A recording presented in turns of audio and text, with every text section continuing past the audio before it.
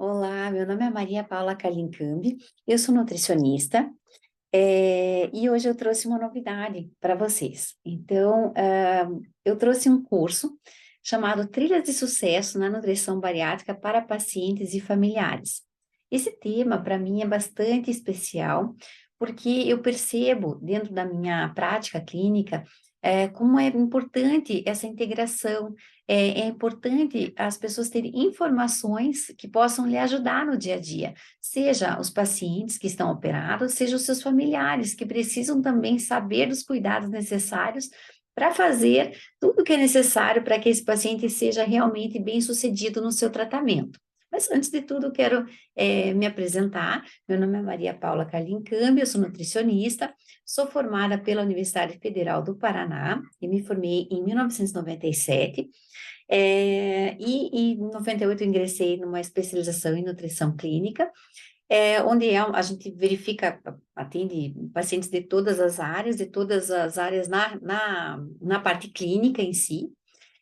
E nessa época eu já comecei a trabalhar com cirurgia bariátrica dentro de uma equipe multidisciplinar, onde existia o cirurgião, a nutricionista, a fisioterapeuta, a psicóloga, o psiquiatra, o endocrinologista, o educador físico, e isso já fez parte da minha rotina desde o início do tratamento da obesidade.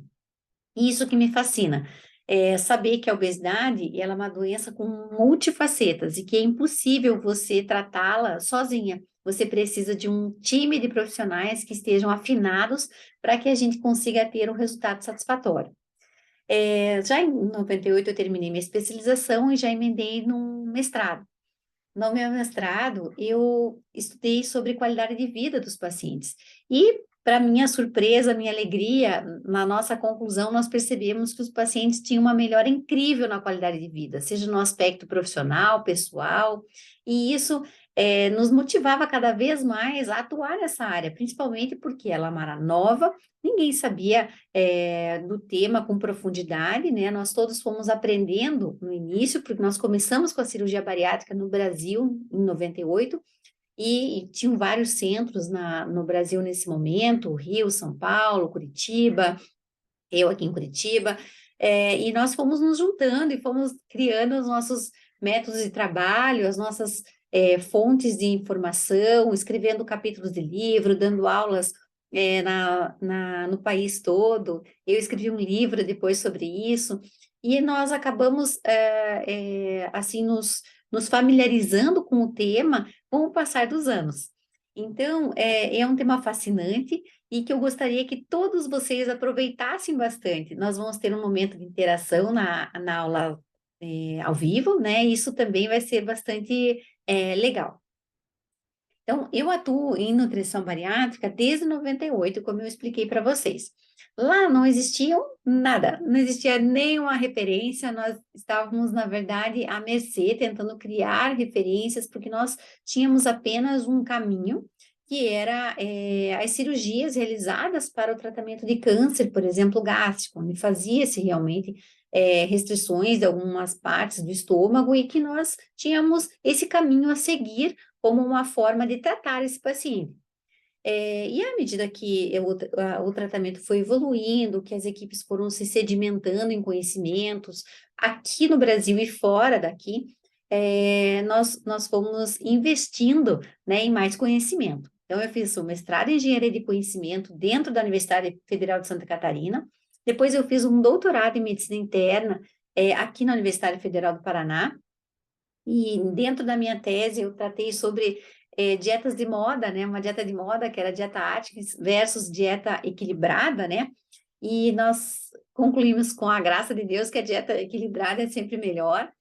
E eu hoje faço pós-doutorado, né, em Ciências da Saúde na Pontifícia Universidade Católica do Paraná.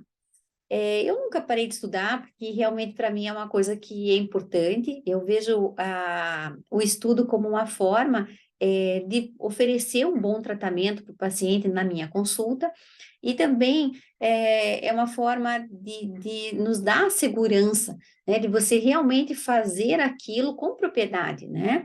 Então, e com isso também, ao longo desse tempo, nós criamos alguns métodos de trabalho que foram reconhecidos nacionalmente e internacionalmente, como foi o modelo de prato bariátrico. E eu criei para fazer com que o paciente no consultório tivesse uma forma lúdica de entender sobre como eram os grupos alimentares, como seria a organização alimentar após a cirurgia. E, graças a Deus, é um método bastante utilizado e que os pacientes adoram. E eu vou trazer isso para vocês também, para que vocês tenham uma forma de conhecer essa ferramenta. Então, quais são os objetivos desse curso Trilhas de Sucesso? Esse curso, então, foi organizado com muito carinho, com muita atenção, com temas bastante próprios para quem opera. Então, a primeira coisa é trazer conhecimento. O nosso objetivo é trazer conhecimento, desde o cuidado pré-operatório, do cuidado transoperatório, do pós-operatório, como é a vida do paciente operado.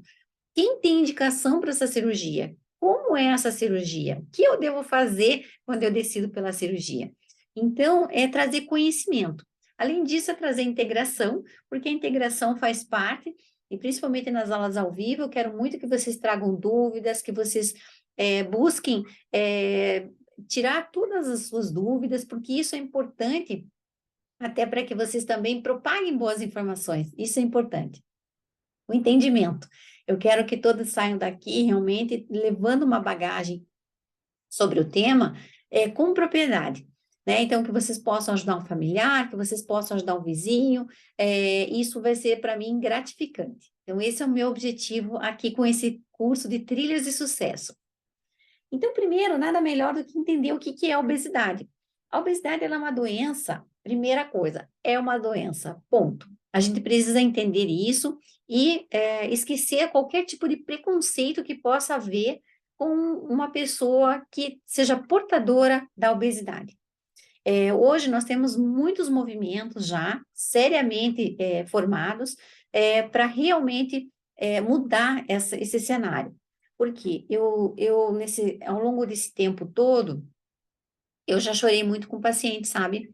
Eu já ouvi pacientes vindos de outros profissionais que foram maltratados, que foram julgados, e isso é absolutamente errado, isso é absolutamente horrível.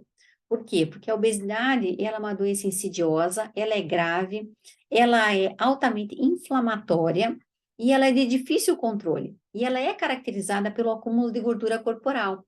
Existem muitas causas para ela, mas o que nós podemos dizer de antemão é que ela tem alguma forma, tem uma luz no fundo do túnel. Então, nós temos hoje a cirurgia como uma ferramenta que ela a gente chama de padrão ouro no tratamento do controle da doença. Então, para nós é muito gratificante. Então, quando nós vemos um peso na balança, o que eu quero que todos entendam é que não é só esse peso da balança que demonstra se você tem obesidade ou não. O que demonstra se você tem obesidade ou não é o acúmulo de gordura no seu corpo. Isso só é medido através ou de pregas, que na verdade existe um grau também de obesidade para se medir, ou a bioimpedância elétrica, ou uma densitometria óssea. São fontes de avaliação nutricional que vão provar que você tem obesidade ou não. Existem atletas, por exemplo, de alta performance, que têm índice de massa que poderiam ser classificados como obesos, mas quando você analisa a composição corporal, você verifica que eles não têm obesidade, que eles têm pouca gordura corporal, então eles não podem estar nesse contexto da obesidade. Por isso que um número somente não nos diz muita coisa. Hoje, o retrato da obesidade, ele está bastante assustador. E esse é só uma reportagem de 2015. Então, olha quanto tempo que nós estamos com a obesidade crescendo no nosso país. Nessa época, 700 milhões de pessoas já estavam convivendo com a obesidade, sendo 25 milhões somente no Brasil. 85% já tinham problemas de saúde, como pressão alta nas articulações, colesterol alto, doenças vasculares. E nós víamos uma pequena diferença também entre as classes sociais. A classe C com maior predisposição, com 23%, e a classe A com 16%. Nesse momento, nós percebemos também que o crescimento das cirurgias bariátricas realizadas no Brasil cresceram exponencialmente, tanto no Sistema Único de Saúde, como em hospitais privados, E a forma de operar também, ela veio mudando ao longo do tempo, graças a Deus. Então, nós vemos ainda no SUS muitos pacientes sendo operados de forma aberta, que a gente chama, que é uma incisão, né, abdominal, mas a maioria hoje já tem acesso à laparoscopia, ou seja, é uma cirurgia com menor risco, com menor trauma, menor dor, menor desconforto. E ainda agora nós temos uma a mais, que é a robótica. A robótica é uma técnica maravilhosa, é, e que é usada no nosso centro de obesidade, e que nós vemos que o paciente tem um mínimo de desconforto, não tem obstipação, não tem náusea, não tem vômito, não tem dor, e isso minimizou muito as complicações. Então, para nós, é só sinal de progresso, é sinal de que a técnica foi aprimorada, é sinal de que a técnica está cada vez mais segura. Então, se você optou pela cirurgia, fique tranquilo, a técnica hoje está absolutamente segura, e isso é um fator bastante importante na hora de uma decisão. Então, quais são as causas da obesidade? Então, nós temos inúmeras causas, dentre elas a causa genética. Então, por exemplo, quando um dos pais tem obesidade, 50% de chance do filho desenvolver a obesidade também. Se os dois pais têm obesidade, essa predisposição chega a 80% de chance. Porque a genética, ela também está andando paralelamente com a epigenética, ou seja, os hábitos da casa, em que ambiente essa pessoa está inserida, né? Então, isso também tem a ver com os hábitos alimentares, o estilo de vida, o sedentarismo, e isso faz com que a obesidade vire um ciclo vicioso. Então, se o meu avô tinha obesidade, meu pai vai ter obesidade, e eu, como filho, vou ter obesidade também. Então, existe toda essa carga genética que realmente tem influência, mas o ambiente também pode influenciar nessa circunstância.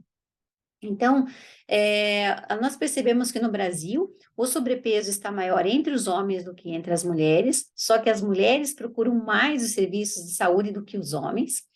E ela está muito relacionada também à baixa de qualidade de sono, ao estresse, ao sedentarismo. E isso, na verdade, se torna bem importante, porque se você trabalha bastante, se você chega cansado em casa, você não tem energia, então eu não vou para o exercício porque eu estou muito cansado. E aí você se torna mais cansado ainda. Então, esse ciclo parece que não é quebrado nunca, né? Eu estou cansado, eu não vou cozinhar, então eu vou comer uma comida mais rápida. E essa comida mais rápida normalmente vem carregada de calorias também. Então, tudo que é mais fácil, tudo que você tem que abrir pacotes, não descascar, isso é muito sério. Isso acaba vindo com um acúmulo de gordura, açúcares e calorias excedentes. Então, cuide com o que você traz para casa. Isso pode influenciar diretamente nas causas da obesidade.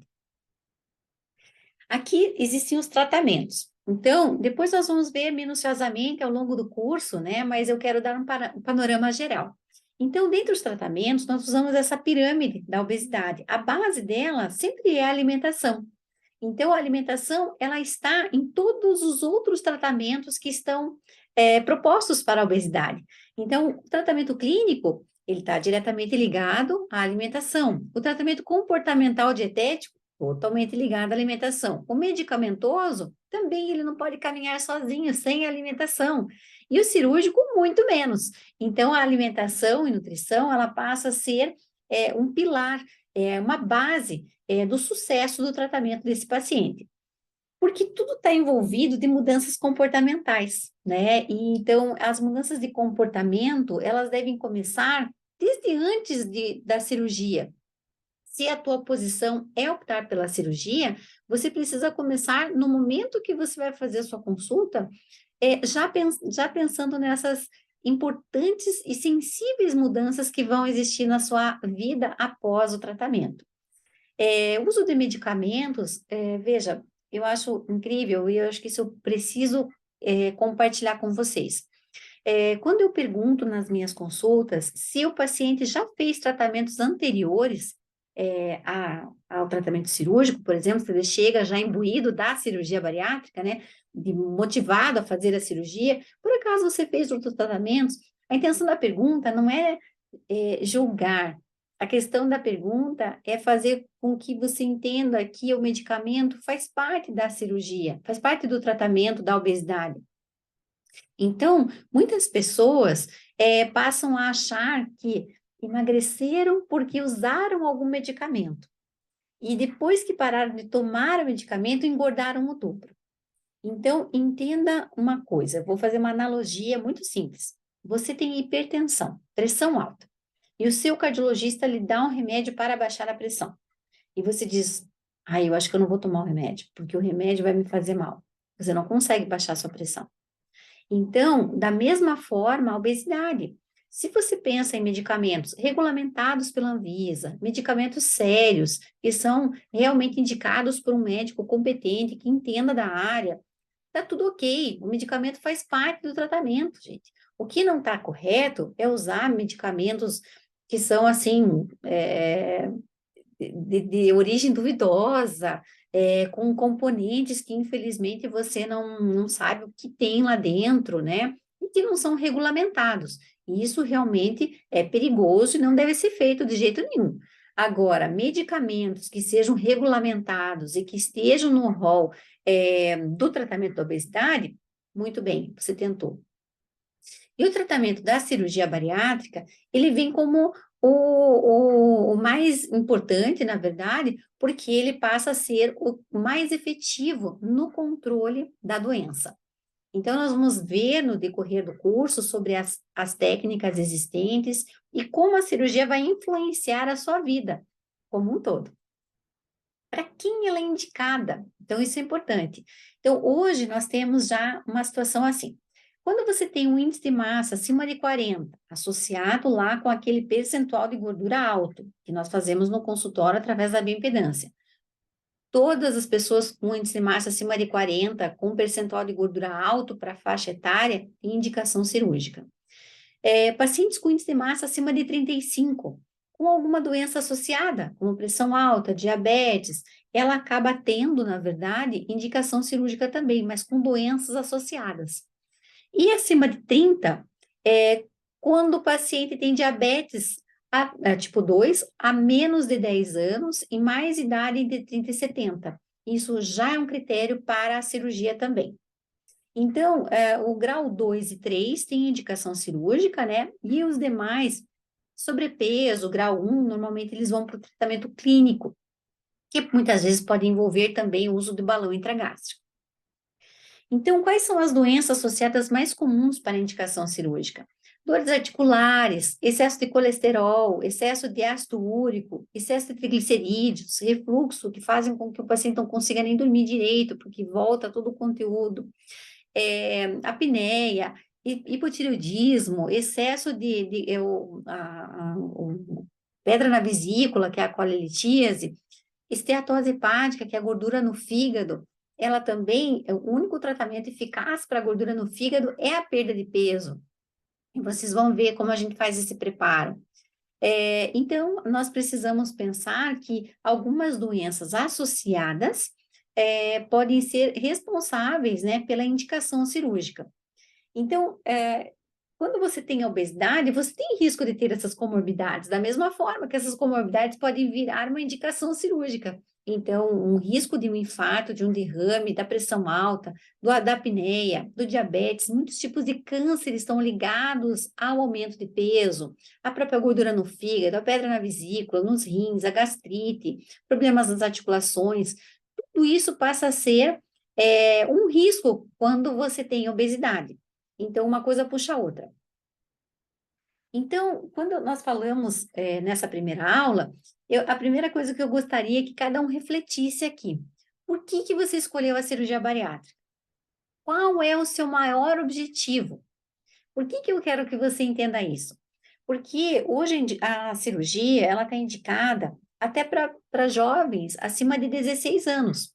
Então, é importante, mesmo que a pessoa seja jovem, 16, 17, 18 anos, ela precisa saber se aquilo é o objetivo dela. Será que eu realmente quero isso para mim? Será que eu quero emagrecer porque alguém está me pedindo? Ou se realmente eu quero isso para mim porque isso vai me fazer bem? Então, e mesmo os adultos, nós precisamos saber aonde você quer chegar. Porque isso é importante quando nós vamos propor mudanças de comportamento, quando nós vamos propor mudanças na alimentação, no estilo de vida, nós precisamos ter a colaboração do paciente também e do familiar também que está acompanhando essa pessoa.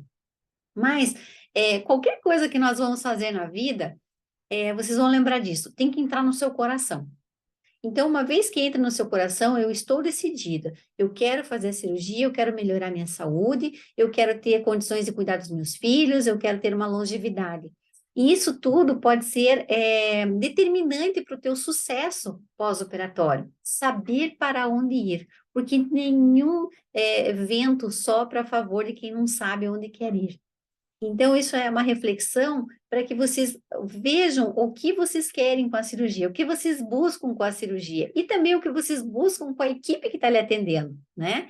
Quais são os objetivos que eu quero com cada profissional? O que eu estou buscando quando eu estou me propondo a emagrecer, né?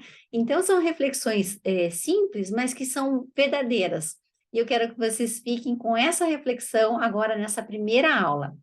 Na outra aula, que é a aula 2, nós vamos verificar, vamos evoluir nas nossas considerações e eu tenho certeza que vocês vão aprender muito mais ainda sobre nutrição em cirurgia bariátrica, nesse curso bem legal que eu criei para vocês, que são as trilhas de sucesso para nutrição em cirurgia bariátrica.